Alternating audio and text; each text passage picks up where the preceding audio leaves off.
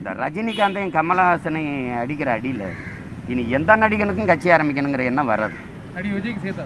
எல்லாருக்கும் சேர்த்து அவங்க எவ்வளவு நிம்மதியாக தொடர்ந்து நல்ல நல்ல படங்கள் நடிச்சுட்டு போயிட்டுருக்காங்க.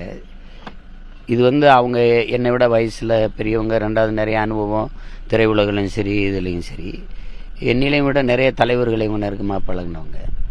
இது எவ்வளவு ஆபத்தான விளையாட்டுங்கிறத நான் காலம் எனக்கு தள்ளி விட்டுட்டு நான் அதை பார்க்கும்போது இது எங்கள் அண்ணன்ட்டையும் சொன்னேன், கமல் அண்ணன்ட்டையும் சொன்னேன், எல்லாருக்கிட்டையும் சொல்கிறது. இது ரொம்ப கொடூரமான ஒரு ஆட்டம். இது அவர் மனநிலைக்கு இது சரியாக வராது. ஏன்னா இங்கே நிறைய ஏச்சு பேச்சுகள், அவதூறுகள் இதெல்லாம் தாங்கணும். சொற்றை போட்டு இமயமலைக்கு போகிறத விட்டுவிட்டு இந்த வேலை உங்களுக்கு வேண்டாம்னு நம்ம சொன்னால் கேட்கறது இல்லை. நான் வருவேன். ஒரு வெற்றிடம் இருக்கிறது, சுடுகாட்டில் கூட நிறைய வெற்றிடம் இருக்குது. அது பெருந்தலைவர் வந்தார், பேரறிஞர் அண்ணா போன்ற பெருமக்கள் வந்தாங்க.